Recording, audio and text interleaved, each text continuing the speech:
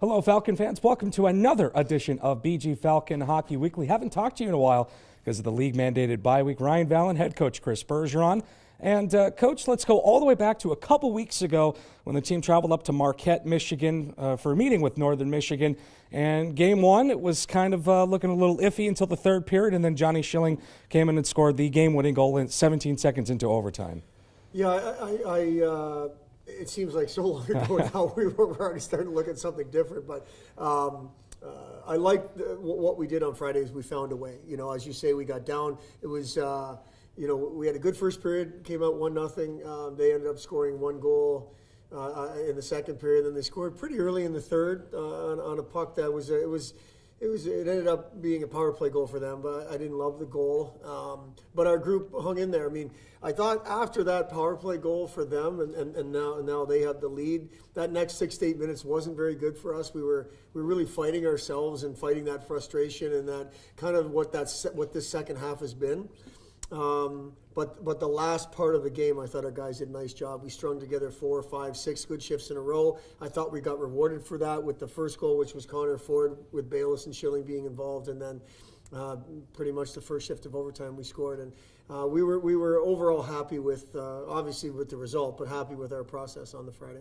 And then 24 hours later, the team played Northern Michigan for Game 2, and it seemed like all the goal scoring happened in the first period as Northern ended up taking a 3-1 lead into the third period, and then Johnny Schilling once again scored to make it 3-2. Yeah, the only part about the Saturday game we didn't like was the first period, and obviously it was enough to put us on the wrong side of it. We were really poor, as bad as we could have played. That's how we played. And Northern, they had lost 3 games in a row at home, and we knew there was going to be a hard push, and we just did not respond or react to that at all. And ended up finding ourselves fighting the game and chasing the game the next 40 minutes. Now, we did do that.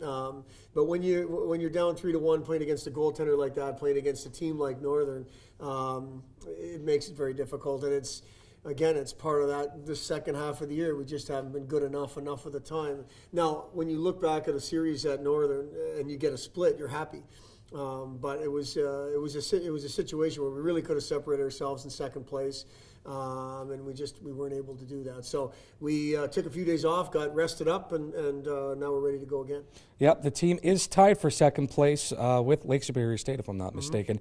So the series moving on now, all 3 of them, with Alaska, Bemidji, and then home against Huntsville. Those have to be definitely pretty important series moving forward. Well, we're tied with Northern right now, which you look back 12 months, we were tied. We were right in fighting for second with Northern, just like we were last year. So we put ourselves in this position, and tied for second is a good thing. It looks like the regular season championship. I mean, Minnesota State seems to have steamrolled, and that looks a little bit unreachable. But second place is huge in this league. We know that. We were on the wrong side of it a year ago. We want to be on the right side of it this year. Lake Superior is right there. Michigan Tech and Bemidji State are right there. Everyone's fighting for those. First of all, those top 4 to host the first round, and then obviously the second spot there. So it's right in our control.